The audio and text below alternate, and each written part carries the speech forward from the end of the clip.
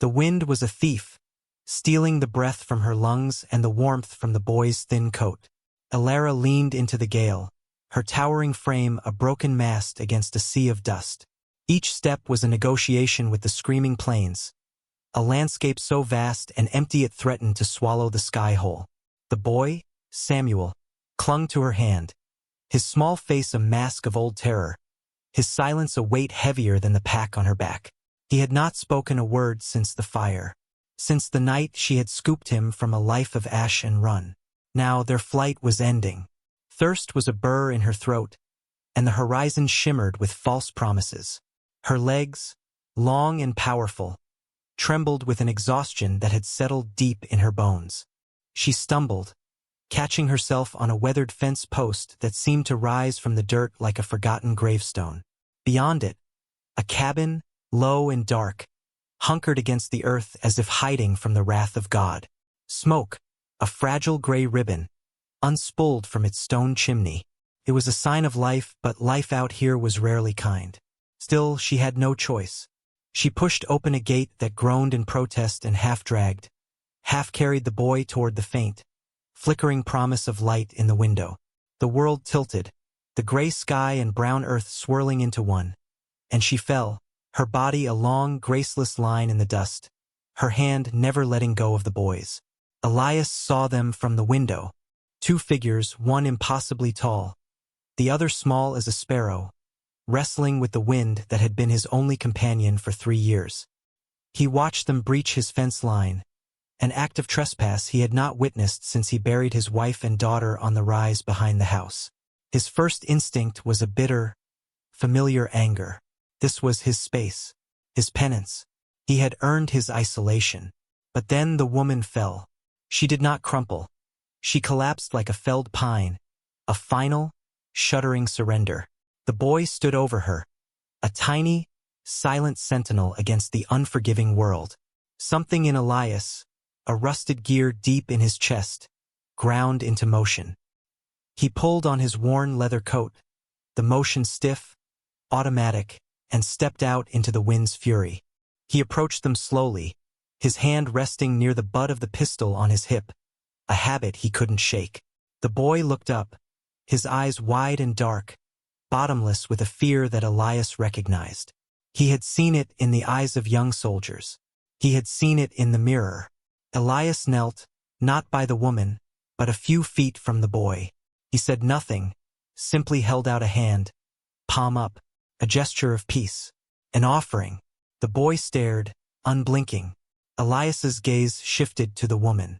She was unconscious, her face pale and chapped, a long, angry scratch across one high cheekbone.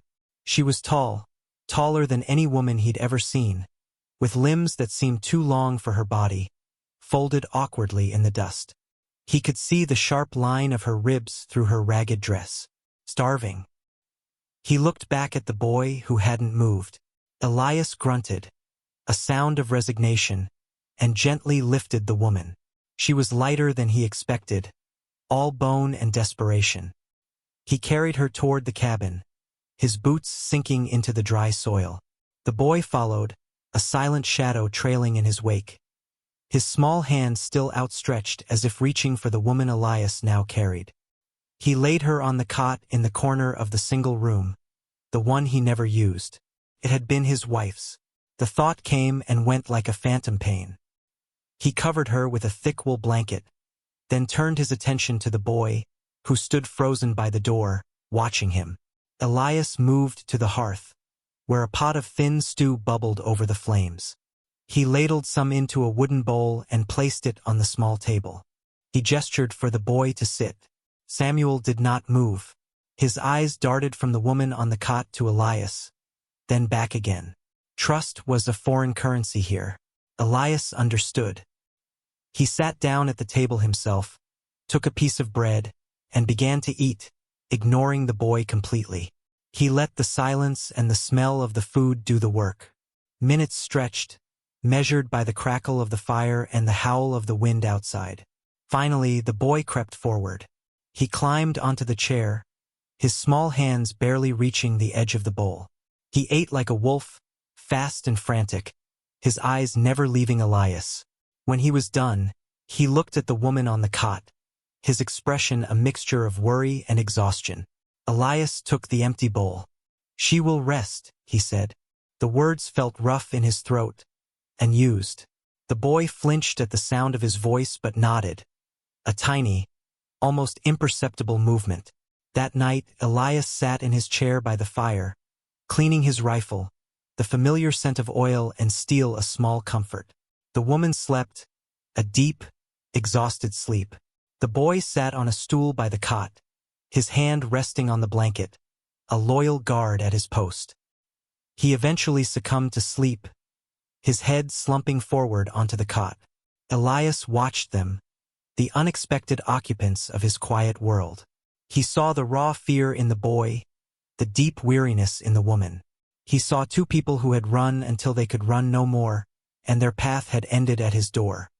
He felt that old, familiar ache, the one he had tried to bury out on the hill.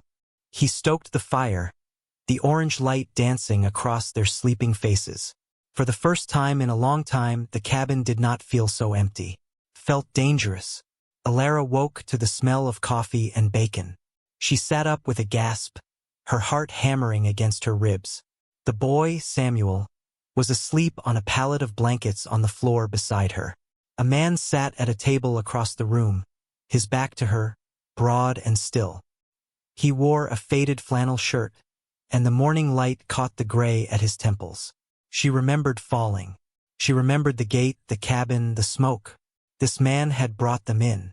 She eased off the cot, her movements slow, deliberate. Her body ached, a deep, resonant pain.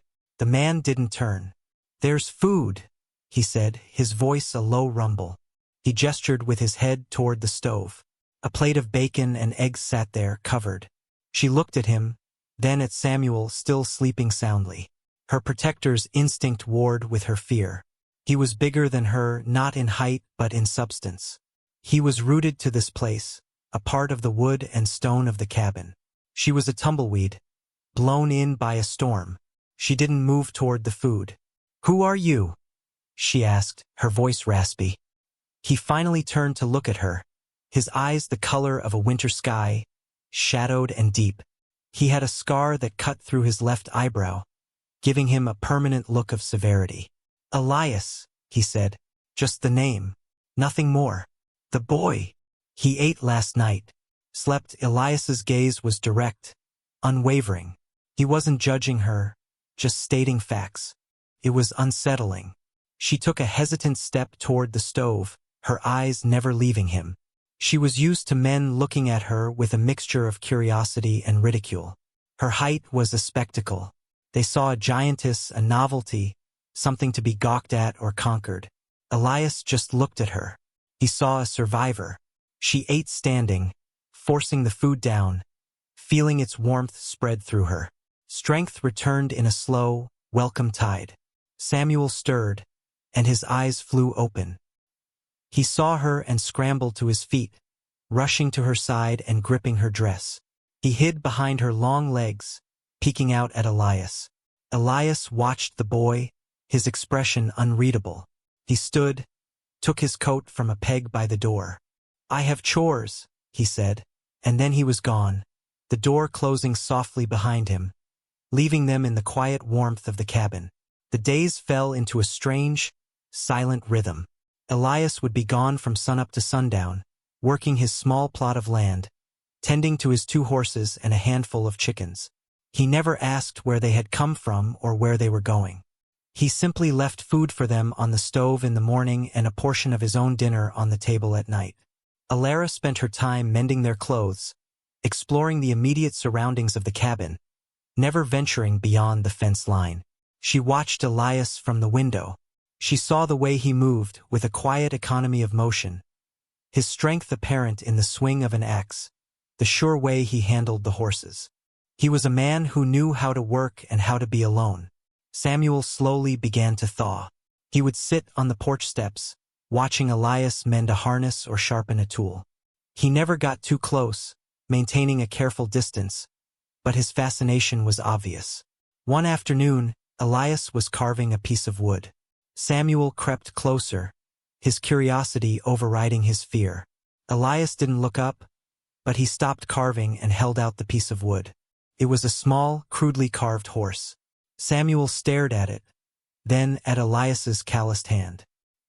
He took a hesitant step, then another, and plucked the horse from Elias's palm before scurrying back to the safety of the porch. It was the first gift he had ever been given. He clutched it like a holy relic. That evening, as a storm gathered on the horizon, Elara found Elias reinforcing a section of the fence that the wind had weakened. She approached him, her hands clasped in front of her. "We should go," she said, the words feeling like a betrayal of the safety she'd found here. "The storm's coming in," he replied, not looking at her, his focus on wrapping wire around a post. "We can't stay.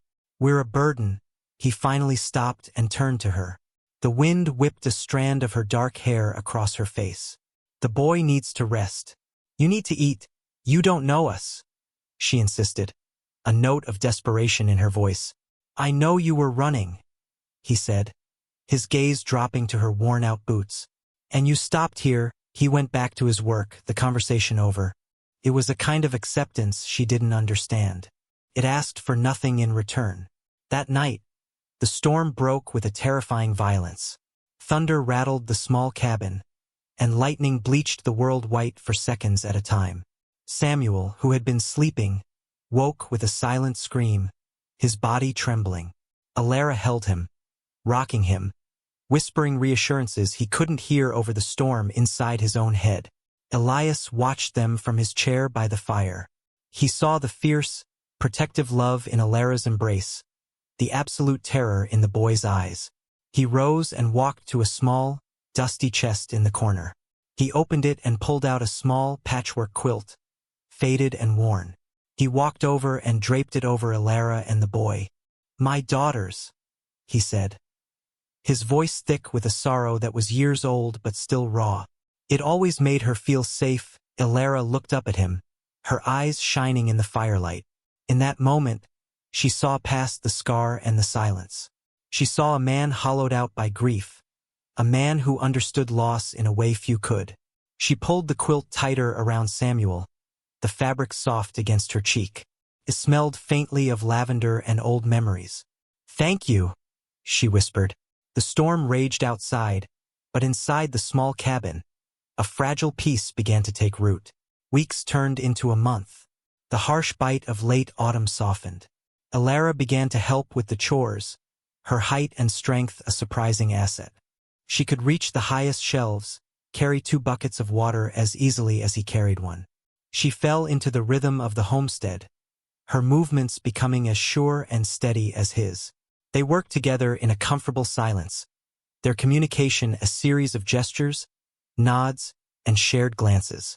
One afternoon, while they were stacking firewood, she paused, looking at her own hands, large and capable. She felt a flicker of the shame that had been her constant companion for so long. She looked at Elias, his frame solid and grounded. "It's my height," she said suddenly, the confession tumbling out. "Men they don't look at a woman like me. I'm too much. Too big." Her voice dropped to a near whisper. "My body's too tall.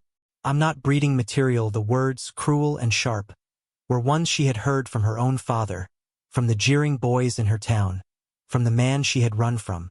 Elias stopped his work, a log held in his hands. He looked at her, truly looked at her, from the top of her head down to her sturdy boots. He saw the strength in her shoulders, the grace in her long limbs that she herself could not see. He saw the fierce loyalty in her eyes when she looked at Samuel. He tossed the log onto the pile. "You're strong," he said, his voice flat, a simple statement of fact. "You survived." He didn't offer empty comforts or flowery compliments. He offered the truth as he saw it. And to Elara, who had been starved of any honest kindness, it was more than enough. It was everything. The wound of her otherness, a wound she had carried her whole life, began to feel a little less deep. That evening, Samuel did something new. As Elias sat on the porch watching the sun bleed across the horizon, the boy came and sat beside him, not on the step below, but right next to him. He leaned his small body against Elias's arm and held up the wooden horse. He wasn't just showing it to him, he was sharing it. Elias looked down at the boy, at his dark, trusting eyes, and felt a warmth spread through his chest, a feeling he thought had been buried forever on the hill.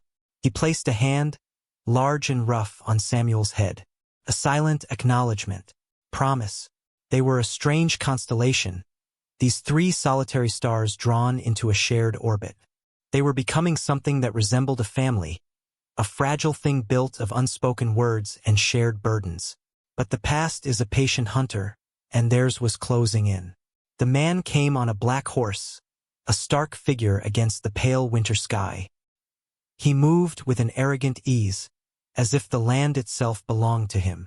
Alara saw him first from the window. The blood drained from her face, and the dish she was holding slipped from her fingers, shattering on the wooden floor. Samuel, playing by the hearth with his wooden horse, looked up at the sound, his eyes wide with alarm. Elias was outside, splitting the last of the logs before the snows came. He heard the horse before he saw it, the steady, confident gait of a rider who was not lost. He straightened, axe in hand, and watched the man approach. The rider reined in his horse a dozen yards from Elias. He was handsome in a cruel way, with a thin smile that didn't reach his cold eyes. He ignored Elias, his gaze fixed on the cabin. "Alara," he called out, his voice smooth and possessive. "I know you're in there. Your little game is over." The cabin door opened. Alara stood there, her tall frame filling the doorway. She was no longer the broken, fleeing woman who had collapsed in the dust.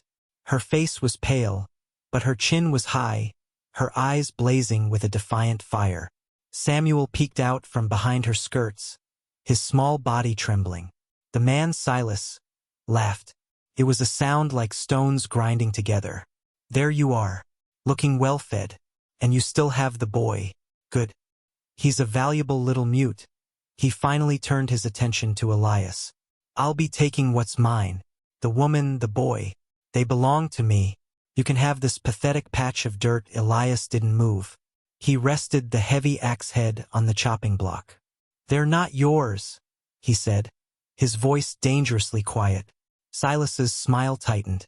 "I am Silas Kane, the boy's uncle, his legal guardian since his father's unfortunate accident." He looked at Alara.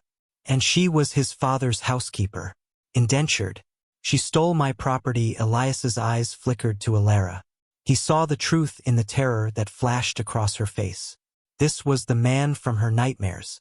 This was the fire. "She's not property," Elias said, his voice a low growl. "And you're not welcome here." Ride on. Silas dismounted, his movements fluid and predatory. He unbuttoned his long coat, revealing a holstered revolver.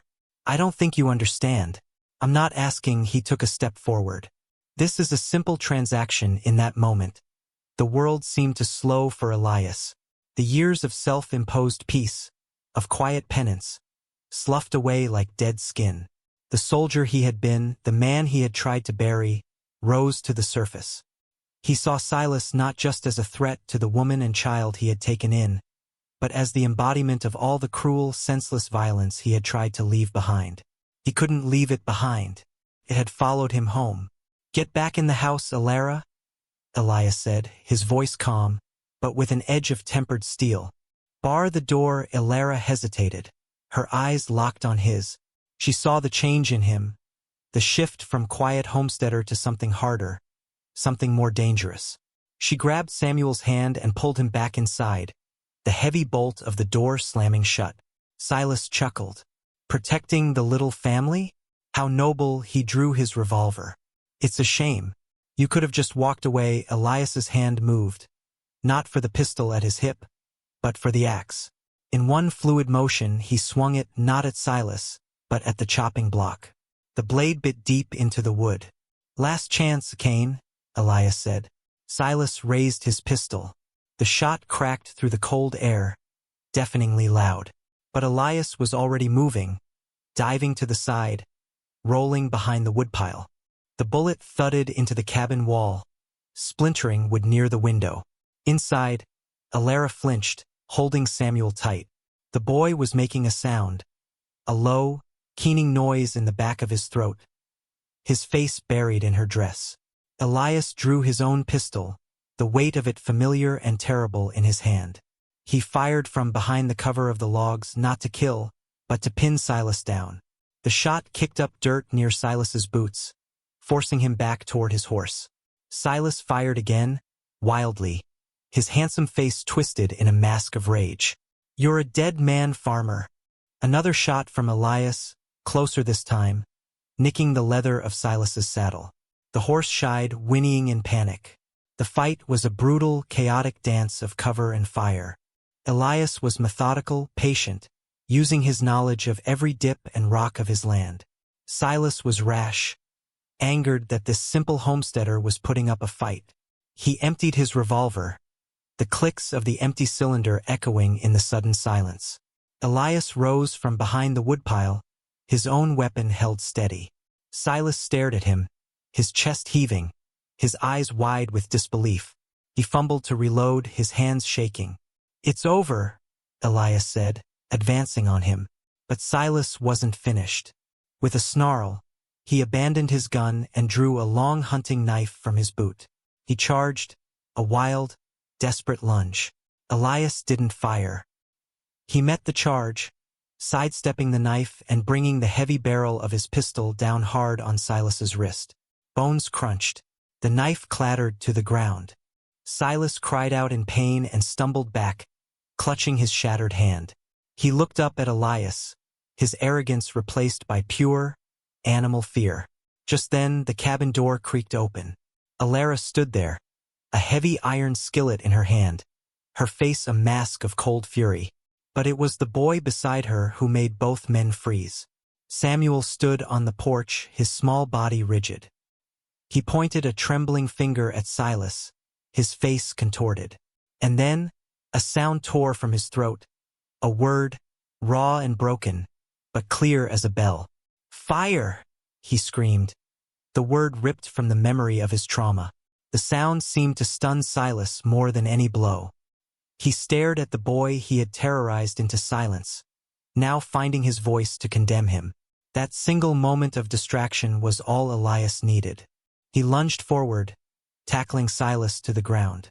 The fight was short and brutal. Elias, fueled by a righteous fury he hadn't felt in years, subdued the man, binding his hands with a length of rope from the barn.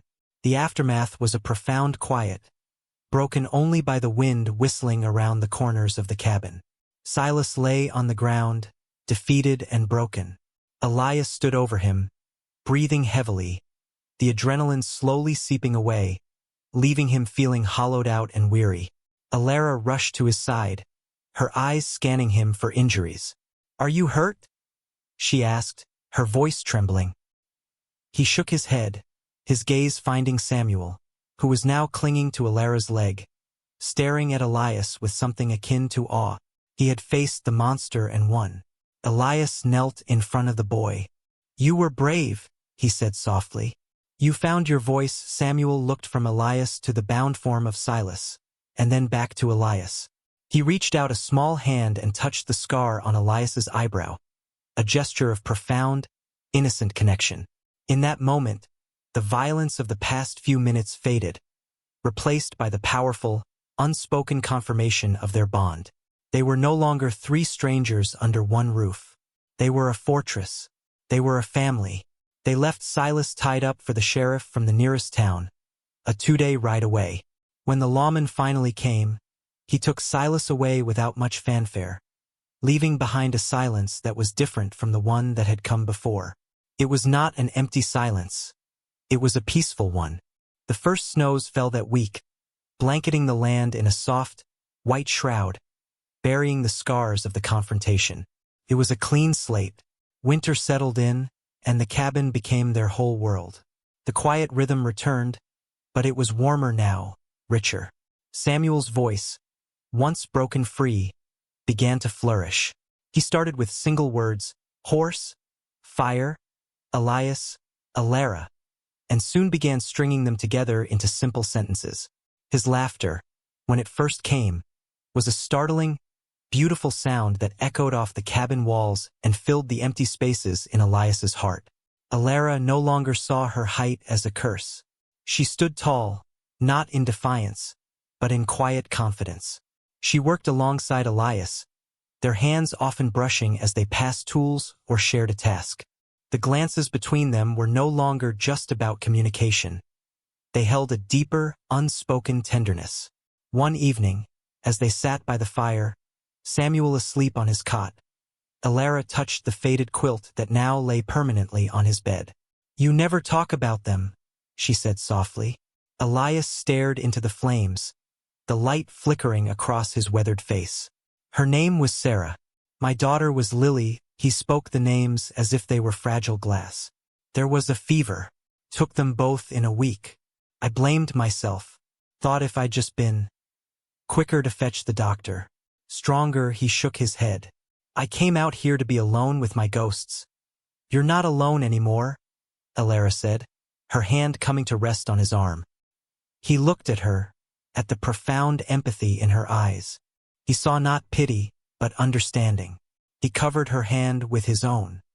His skin was rough against hers, but his touch was gentle. The gesture was more intimate than any kiss. Spring arrived with a quiet, determined grace, melting the snow and turning the brown earth to green. The world outside the cabin was waking up, and so were they. They planted a small garden together, their hands in the same soil, nurturing new life. Samuel ran through the new grass, chasing butterflies, his voice carrying on the warm breeze. He started calling Elias Pa, the word so natural it seemed he had been saying it forever. Elias, who had thought his heart was buried on the hill behind the house, found it beating stronger than ever. One late afternoon, as the sun cast long, golden shadows across the plains, Alara stood on the porch, one hand resting on her slightly rounded belly. She watched Elias and Samuel down by the corral, Elias lifting the boy onto the back of a gentle old mare. The sound of Samuel's delighted laughter reached her, a perfect melody.